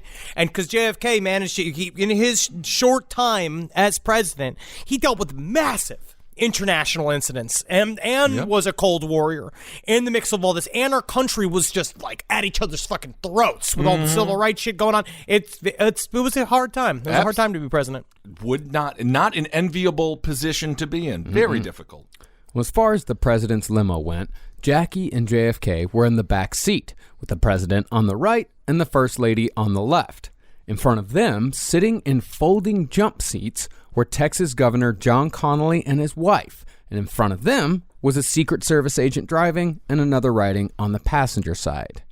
And speaking of the Secret Service, here's another little quirk of history that seemed to shape things in favor of Lee Harvey Oswald. The night before the parade, most of the Secret Service had gone out for a heavy all-night drunk in Fort Worth. Woo! Yeah, buddy. Dude, you imagine, though, just being like Henry and I are just at our local tavern, and we're just being assholes. And all of a sudden, the Secret Service comes in, and we're just being our normal assholes, and they just start flashing their guns. And then at Can some I point, shoot a gun? Should we shoot it? At some point, they're just like, boys, why don't you eat as much queso as you can in front of us? And we're like, Yeah. okay. You got it, city boys. I don't know if that's uncommon, what they did, the all-night drunk, when they would be on tour. Because, you got to let off a lot of steam. It's a lot of attention to detail all day. There was a recent scandal. I believe it was under Obama. Yeah, it was under in Obama. Puerto Rico. And there was someplace. They had a good I think it was freaking time. Colombia. Yeah, they had fun. Yeah, they went out and got pretty fucked up. Yeah. But on that day, the Secret Service returned around the time the sun was coming up, which means that the president's Secret Service detail on November 22nd was at the very least brutally hungover, if not still half drunk. They call us the Secret Service because we are secretly intoxicated every time we go to work. Sometimes it helps your job to be brutally hungover. As a comedian, I have said this several times, and unfortunately, and I do believe this to be true, sometimes I'm funnier when I'm hungover versus totally, completely like being a good boy. Yeah, I will admit sometimes some of the best shows that we've had on tour have been when all 3 of us are very hungover. Yeah, because you have to do 110%. Otherwise, it's all going to fall. You're just going to fall asleep on stage. That's the idea. It's the way Natalie keeps trying to tell me that I need to try aerials, where she's like, "Oh, you have to try it because when you crawl up to the top of the ropes, the fear makes you have to be good at it." And I was like, I don't know. No, it's a 20-foot drop. Yeah, no, you're a ground person. I'm a ground man. Never take Natalie's advice. She's athletic and strong. You just stay down. Yeah, because she's not going to love my attitude if I'm in a wheelchair. No, definitely not. But I would say that this is a job where being hungover is probably a bad idea. Yes. Yeah. Yes. Well, furthermore, JFK told the Secret Service to back off even further. See, usually when the president rode in an open limo, Secret Service agents would ride on the running boards and the back bumper. But again, JFK said that having a bunch of agents crawling all over his car would make him look less approachable. Had these men... Literally, yes. He is overcompensating for something that already makes him 100% not approachable. Mm-hmm. It's a motorcade. Had these men been there, any one of them could have ruined Oswald's line of sight, or at the very least, could have been close enough to shield the president after the first shot. And so, horribly vulnerable to any and all assassins who might want to do him harm, whether they be in a building or in the crowd on street level, JFK departed from Love Field for a 10-mile, 45-minute drive. The gunmetal gray limousine, blue and gray, pulling away now from the fenced area. The President and Mrs. Kennedy seated on the back seat, Governor and Mrs. Connolly on the second seats or jump seats, and then the official driver and Secret Service men are in the front seat, and immediately behind them another car swarming with the Secret Service. Car making its way through the rain puddles left by this early morning rain, and all of the other vehicles in the official motorcade are now falling into line, and the trip to downtown Dallas and the Trade Mart is underway. And that concludes this news report from Assassins News Network. All the information you need to know if you want to assassinate the president. I do miss old journalist voice. Mm-hmm. But I can also see, like, someone, licking a sharp knife. I can see someone with a bow and arrow. I can see a Native American man just getting ready to murder JFK. I can just see 10 different assassins getting ready to go after this dude. Or they're just pumping up those they're just pumping up the CIA guy hiding behind the grassy knoll all day. You know how hot that must have been, just hanging out underneath that lump of grass, and you got the umbrella and you're sitting there waiting for it, going, "Gotcha!" Opening it up, gotcha. Good Lord. Now, prior to the book depository, JFK's parade was actually a wild success. JFK's political instincts had been correct, even if his safety instincts weren't. And the ugliest incident involved a man holding a sign that said, quote, "I hold you, JFK, and your blind socialism in complete contempt." Which is a lot for a poster. And it's very articulate for a poster. And no, he actually did at a couple of points, like, get out of the car, go, like there were a bunch of kids that held up a sign that said, like, "Kids for Kennedy." And he went out and he shook their hands. Oh, my God. With any luck, he was like, "Thank you, CIA. How'd you know this is a pedophile ring? And I know it, and my brain isn't ruined." But JFK was like, "Oh, Kids for Kennedy. I didn't know we were doing this out in the open now." Yeah. These are for me. This is great. Interesting. But you also saw a pack of fucking nuns that he said hello to. Mm-hmm. Which is fine. That's fine. He's fucking Catholic, all right? It's just a pack of fucking nuns. What's wrong? It's just a group of old nuns. You know, a group of nuns is actually called a scourge of nuns. Then came the corner of Maine and Houston, the book depository, and Lee Harvey Oswald. Uh-oh. Ironically, this was the point in the trip in which everyone figured the president was safe, because just a little over 100 people were gathered in and around Dealey Plaza. All they had to do was drive underneath the Stemmons Freeway, and then they'd be on their way to the Trade Mart. And since the crowd had thinned out, the televised coverage of the event had ended a few blocks earlier. Luckily, though, as the president neared, a clothing manufacturer named Abraham Zapruder got up on a concrete pedestal so he could film the president driving past.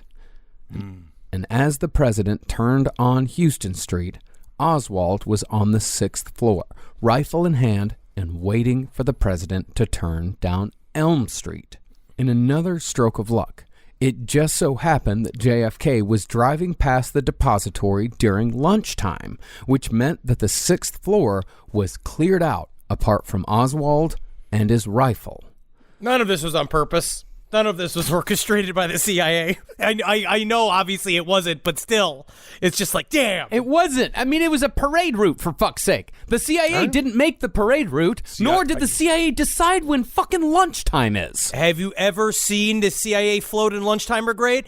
Have you ever heard of those guys? They were, first of all, incredible what they could get together in a small period of time. They could make a gigantic a goldfish bowl made of paper mache filled with explosives. Now, one of the big questions people have is why Oswald didn't take the shot on JFK while he was driving down Houston Street directly in front of Lee Harvey Oswald, which would have given Oswald a straight shot toward the president and would have arguably been easier. But the answer is simple. Remember, even with the dishonorable discharge, Oswald was still a trained Marine, and he knew that taking the shot with JFK coming directly toward him would have immediately exposed his position to the Secret Service. And even so, people did see Oswald with the rifle through the 6th floor window, but it never crossed their mind that he was an assassin. Instead, they thought that he was a Secret Service agent there to protect the president, which the Secret Service they do post snipers all the fucking time. And the people who saw Oswald up there was like, actually one of the people who saw him, he turned to his wife and said, hey, you want to see a Secret Service agent? Right up there. No kidding. And so, after the limo turned on Elm and both the president's back and the backs of the Secret Service agents were facing the depository, Oswald slid the barrel of his rifle through the open window and took aim. And in one of history's most famous lines, Governor Connolly's wife turned around to JFK and said, Mr. President, you can't say Dallas doesn't love you. Now, concerning Oswald's rifle and how accurate it was supposed to be, we actually got some rare positive feedback from a gun-owning listener named Craig. Thank you, Craig. Thank you, Arms Craig. He said that the accuracy criticism of the Carbano rifle is actually a myth because the people who said the rifle was inaccurate were using the wrong size bullets. See, most people in America who bought Italian surplus Carbanos like Oswald did made their own bullets. What? It's a different time, buddy. No, my dad made bullets all the time when I was a kid. It's a among hunters and gun enthusiasts. Making your own bullets is a fun and easy and cheap way to keep yourself armed. Are you telling me that wasn't a different time? Are you still 8 years old? Are we doing this as children? Are we Rugrats?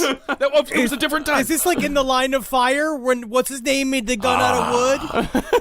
That was a cool movie. No, you can make your own bullets. You buy the shell casings, you buy the pellets, you buy the gunpowder, and you make it yourself. Yeah, it's when you go to the store that allows you to do everything the hard way so you no longer have to talk to your family. This is the most hipster shit I've heard come out of Texas. It really is. Artisanal bullets. Yeah. However, the American standard and the Italian standard for the type of bullet used in this type of rifle were ever so slightly different. The Italian one had a little clown's nose on it. Yeah, you get it. It's one of those bunga bunga bullets. Ooh, the bunga bunga room. I forgot about the bunga bunga Berlusconi, room. I believe he's still in jail. The American standard for this type of rifle is 0.02 inches smaller than the Italian, which doesn't sound like a whole lot, but when it comes to bullets firing out of a gun, that small difference completely fucks up the bullet's trajectory. Is this your pillow talk for Carolina? No, I'm not a gun guy. I'm going off of what Craig, the gun-owning listener, said. Well, Lee Harvey Oswald most likely bought Italian surplus bullets along with his Italian surplus rifle, giving the Carcano excellent ballistic coefficiency, which means the bullet doesn't drop too much, great sectional density, which means the mass is distributed well, and very little kickback after each shot. Ooh, you can just hear the erections of all the gun nuts that listen to us. And I love your Second Amendment rights. Furthermore, Oswald had been trained in the Marines to hit targets from 200, 300, 400 yards away using nothing but fixed iron sights, and he was able to do it well according to the records. On November 22nd, however, his target was no more than 100 yards away, and Oswald had the added advantage of a scoped rifle. What all this adds up to is that Lee Harvey Oswald, perched in a stable sniper's nest with a deadly and accurate rifle, a clear line of sight, and training from the United States Marines, was well within means to murder the president. There's a lot of people that also have run these tests, right, to try to say that it would be difficult to do. And yes, he was not a G.I. Joe. Like, he is not the ultimate super soldier, and it would be difficult to do. Right. But in moments of stress, like when you are doing something that means, quote unquote, a lot to you, right? Look at Bobby Bonilla. Yeah, I was going to say, actually, Henry, this would be a good time to do a sports reference because they're under a lot of stress. They have to achieve in moments of very quick moments. He's got to hit the ball, right? But and now, what was a Bobby? difficult. Do you have a Bobby Bonilla? Like, what was a moment of stress where he had to hit the ball? Do you recall? What team did Bobby Bonilla play for? The New York Mets. He knew the Mets. I know the Mets. But it was something. It was like the 12th inning, and it was a Thanksgiving Day game. I don't remember. But the idea is that sometimes with all the stress and but also the momentum of the feeling of the moment, you can rise to the occasion and make almost like a buzzer beater shot and kill the president. He definitely did that. No, I mean, stress changes a lot of things. But even so, Oswald's first shot missed. The bullet hit a limb on a big oak tree in front of the book depository. It fragmented, struck a street curb, and sent a concrete chip flying, which hit a man named James Tague in the cheek. You say missed. I say brilliantly hit a man in the cheek. Now, at this point, the driver should have gunned it, but nobody thought that the noise they just heard was a gunshot. Everyone, from Jackie Kennedy to the people in the crowd, thought that a car had backfired somewhere. So when Oswald saw that he hadn't hit anything, he pulled back the bolt, ejected his first bullet, and loaded the second in one fluid motion, the same motion he'd been practicing over and over on his front porch for months. Got to put your hours in. That's what that shows. I don't want to learn lessons from him, but practice is very important. It is. You know, but with Lee Harvey Oswald, I would say this is the realization of that quote about luck. Luck is when preparation meets opportunity. Sure. Whoa. Marcus Honestly, went there. it is cool. He went there. I went there, and I also live my life by that motto. Okay. Oh. 2.7 seconds after the first shot, Oswald aimed for JFK's head and took the second. This one struck Kennedy in the upper back, just to the right of his spine. It then exited at a downward angle at his lower throat, continued into Governor Connolly's back, exited Connolly's chest, hit his wrist, and lodged in his thigh. This was the so-called magic bullet. In a bit of misinformation that was unfortunately taken as fact because of Oliver Stone's JFK movie, conspiracy theorists claim that in order for the bullet to do all that damage, it would have had to stop in midair and change direction to hit both men in all the places it did. But again, these people are going off assumptions. They assume that Governor Connolly was sitting directly in front of JFK in a seat at the exact same height as the president. However, Connolly and his wife were sitting in folding jump seats that were not a permanent part of the presidential limousine, which, that was even mentioned in the local news report that we heard earlier. They were sitting in little baby chairs. Yeah. That meant that the governor was sitting lower than the president and slightly left of his center. Furthermore, the governor was turned around in his seat, facing the president. This actually helps prove that Oswald fired this shot, because from a trajectory standpoint, the second bullet to hit JFK could have only come from the book depository. Furthermore, this bullet actually did exactly what it was designed to do. Because it was Army surplus, this bullet was encased in a full metal jacket. See, before the Geneva Convention of 1922, bullets were designed to enter the body and bounce around internally, doing as much damage as possible, or fragment once they entered. Yikes. Or they were soft, right? And they would stick into the body and lodge and become incredibly infected.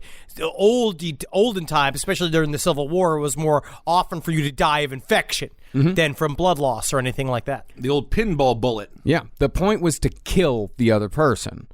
But full metal jacket bullets are designed to pass through bodies whole and only wound their targets, which takes them off the battlefield but has a less chance to be fatal. And this was exactly the type of bullet used by Lee Harvey Oswald. Then, as Governor Connolly sat bleeding, screaming that they were going to kill them all, and as JFK sat bleeding out, at the very least, already paralyzed, the third shot came and struck JFK directly in the head.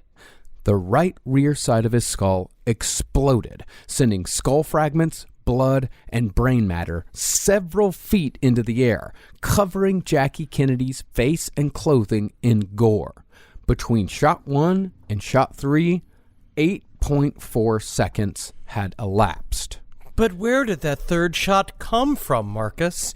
We don't know yet. Not gonna talk about it yet. Hold on, let me listen to We Didn't Start the Fire one more time by Billy Joel and see if he has the answer for me. There's a lot to say. There's still a lot to say. Oh, yeah. Now, Jackie understandably panicked. She turned around, kneeled on the limo seat, and reached back towards the trunk of the car to try and retrieve a piece of her husband's skull that had been blown off by the exit wound. It's like when I drop a beer and then I go down to the ground and I try to put the beer back into the can, but it doesn't go back in the can. Number one, nothing like that. Number two, that's the saddest shit. That is so sad. Are you just getting on your knees and sucking Bud Light from the ground? No, but this scene, I know we're very desensitized as a people, but this scene still breaks my heart. It's awful. It's so sad. Well, talk about they talk about the trauma that came out of this moment. And I think a lot of the trauma that came out of the assassination of JFK was a bunch of people that had never been to war, that the closest thing that they had seen to anything, like, I mean, honestly, the movie Psycho, I'm not sure when the movie Psycho came out, but that was like one of the first moments of true brutal on-screen violence. So people really hadn't seen a lot of violence. But then you start watching the Zapruder film over and over and over again. If you're a proper podcaster, you're watching it every time you wake up, and the violence of his head fucking exploding is shocking. It is, especially for the time period. You watch the whole chunk of the side of his head just flop open, and everybody just covered in brain matter in a way, like, I love seeing it in a movie. I applaud when I see it in a movie film. Now. But yes, we are deeply desensitized to what that meant to a 1963 audience, like just watching brain matter get splattered everywhere. Well, the Zapruder film wasn't seen in public until 1970.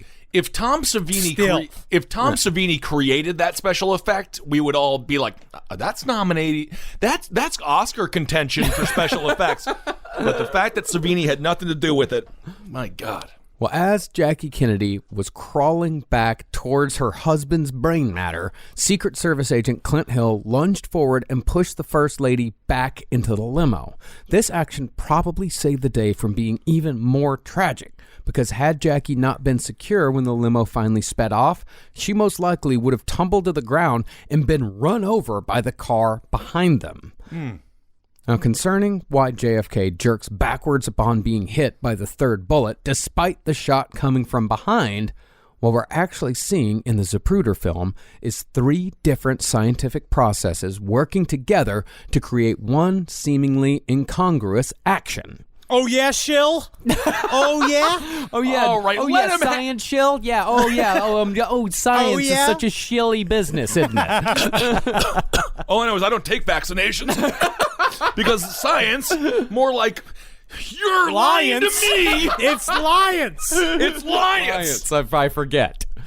First, When the bullet destroyed the cortex in JFK's brain, it caused a neuromuscular spasm, which made his body stiffen and contract upward and to the rear, or, as Jim Garrison so famously put it, back and to the left. There is a technical term for what happens to JFK's body when he gets shot through the back. It's a nerve reaction that causes the hands to shoot up akimbo to his body, and you see the palms touch underneath his chin. If you watch the Zapruder film, you see him do this, and there's a moment where you see Jackie try to push his arm down when she doesn't realize the second shot's going to come or the headshot's going to come. She's trying to push his arm down, and you see them kind of snap back up. Yeah, that's how we know that JFK, even if he would have survived this, he would have been paralyzed for the rest of his life. And if you want to let us know a little bit of insight on that, side stories, lpotl@gmail.com, and shoot us an email, and Henry and I will talk about it on Side Stories. Yeah. Second, JFK, as Henry said, lived with excruciating back pain every day of his life owing to an injury he suffered in World War II. Because of this, he was wearing a back brace when he was shot, which is what kept JFK from falling forward. And third, perhaps most gruesomely, the backwards motion comes from the bullet exploding out of JFK's skull. Ooh. When the right side of his head essentially burst from the exit wound, the kinetic energy thrust his head backward, which makes it seem as if the bullet comes from JFK's right. And of course, what was to JFK's right but the infamous grassy knoll? The grassy knoll! Whoa! And I will say, it's a cute spot. We had a chance to go there when we were in Dallas, and we're going to be in Texas again for our book tour. Cannot wait to see you all there. Mm-hmm. And it is fascinating to think about what happened in that area. As cars just drive by, there's a small X that marks the spot, but it's just Marcus and I ran in and out of traffic to get our fun little tourist pictures over there. That it does seem to make people upset. Yeah, no, I had enough respect for the commuters of Texas to look at it, say, huh, and then leave. No, we did the yata. We did like BTS faces in front of the X. Yeah. But even though the Secret Service knew that the president was far beyond saving, they still had to try. So the limo drove at a speed of 80 miles per hour to nearby Parkland Hospital. Meanwhile, news of the shooting had already broke. Here's a clip from local station KLIF reporting what they already knew even before the president was declared dead. Very briefly recapping, there has been an assassination attempt in downtown Dallas. Shots fired from a high-powered rifle at the presidential car in the motorcade as it was en route to the trademark for a scheduled presidential speech. All of these security precautions that have been taken, and now this happens. And the police are converging on and surrounding the area of Elm and Houston, the old Texas School Book Exchange building, where they believe they may have trapped the would-be assassin. We'll bring you further details momentarily. Joe Lawrence with Mobile News Unit number 4, 1190, and out.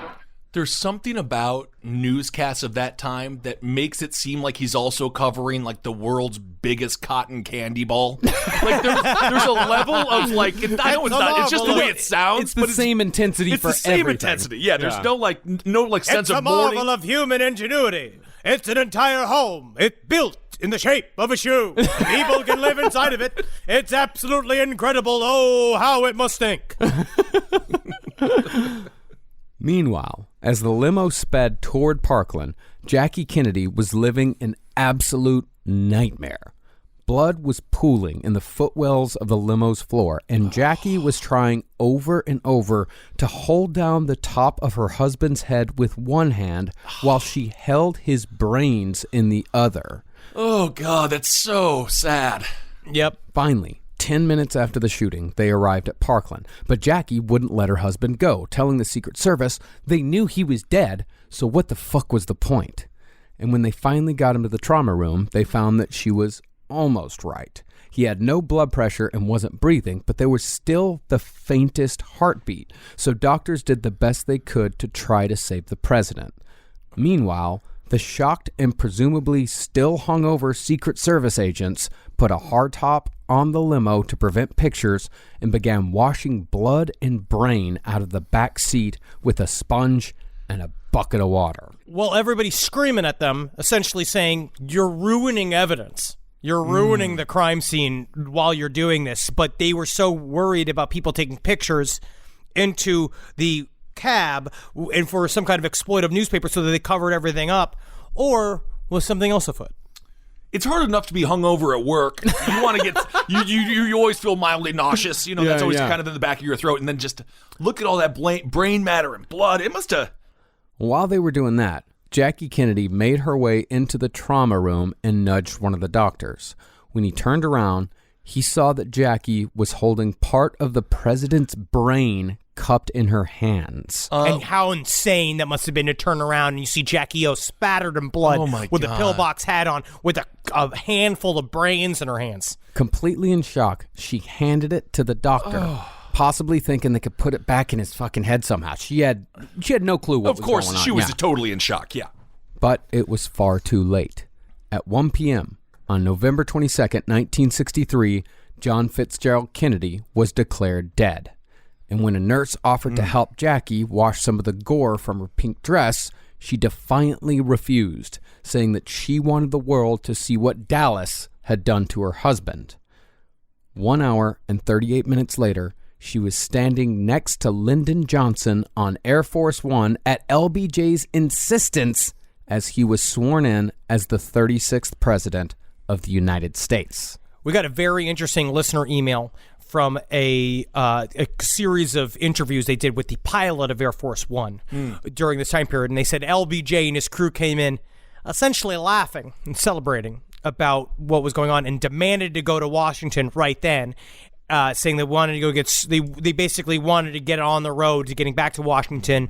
LBJ is president. The Air Force One said, no, I came in here with JFK. I'm leaving with JFK.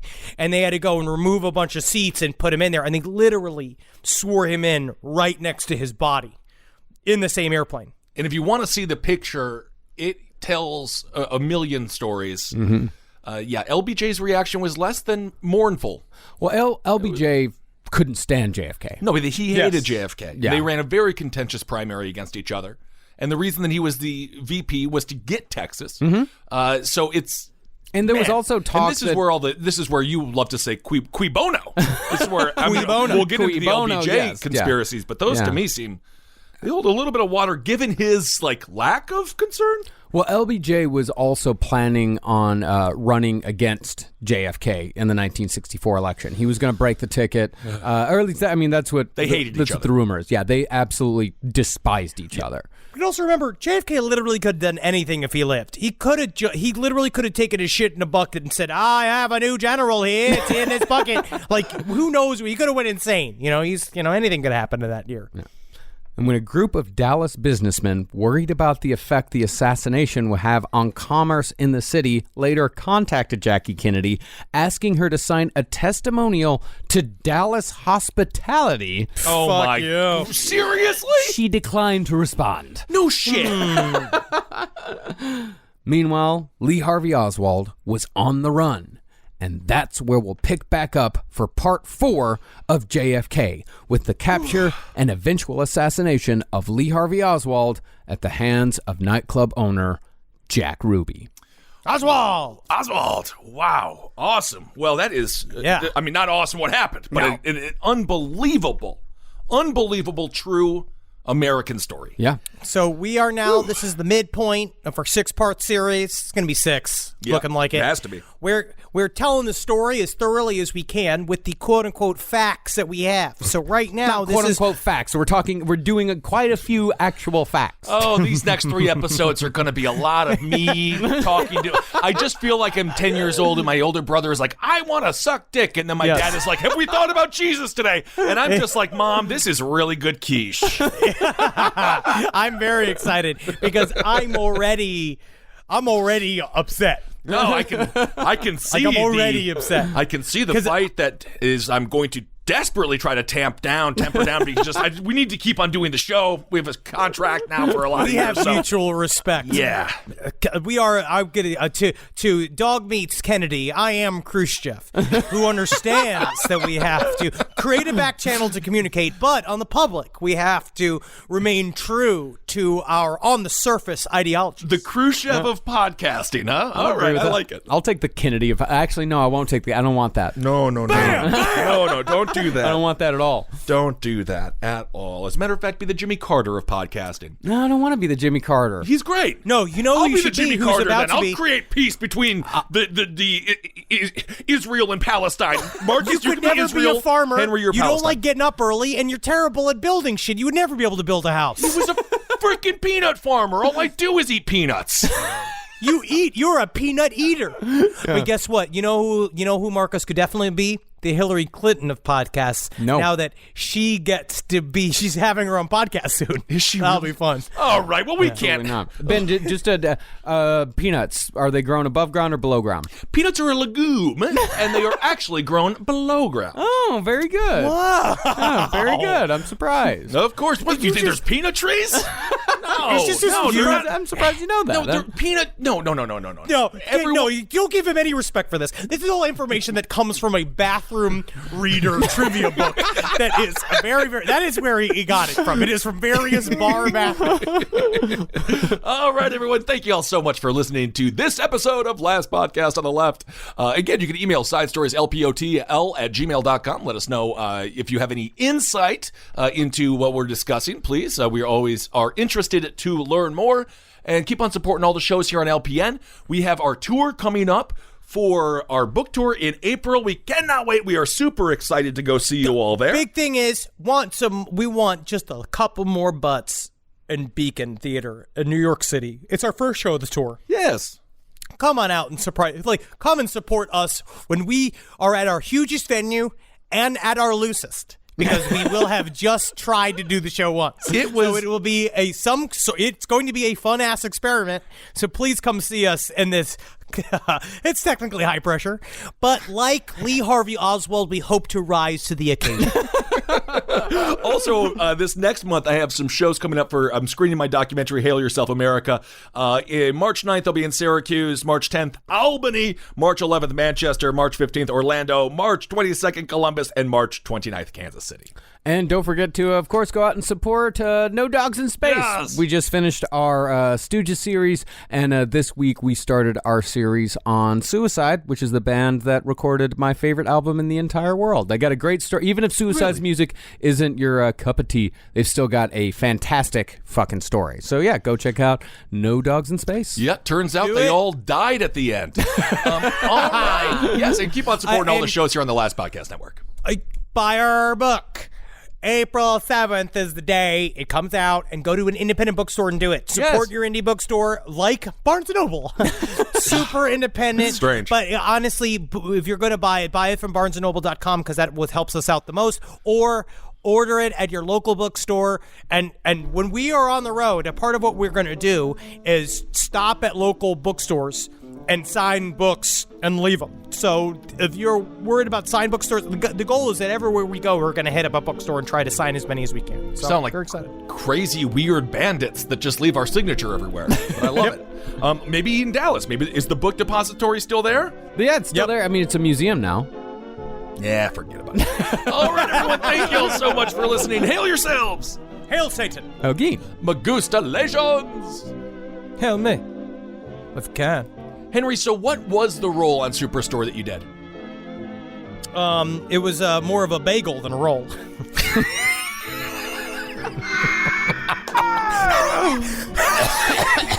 Oh, God. Who needs cigars when you got humor like that? Wow. Wow. I played a pedophile. Is that right? No, it's Superstore. That Very was nice, kind show. This show is made possible by listeners like you. Thanks to our ad sponsors, you can support our shows by supporting them. For more shows like the one you just listened to, go to lastpodcastnetwork.com.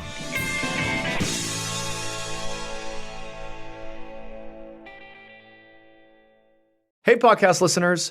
Mr. Ballin here to let you know we are now publishing 4 times a week on my podcast, Mr. Ballin Podcast, Strange, Dark, and Mysterious Stories. That's right, you'll be getting 4 new episodes a week covering unbelievable mysteries, chilling true crime, and stories so strange they sound made up. But they aren't. They're all true. Don't miss an episode. Listen to and follow Mr. Ballin Podcast, Strange, Dark, and Mysterious Stories wherever you get your podcasts or on YouTube. Talk about regrets. We all know someone who's been in a car accident and said, I don't need to call a lawyer, only to regret it after their pain and damages were worse than expected. When someone hurts you, you deserve to be compensated fairly. Morgan & Morgan is America's largest injury law firm, fighting for the people for over 35 years. Injured? Visit forthepeople.com/podcast. That's forthepeople.com/podcast. Their fee is free unless they win.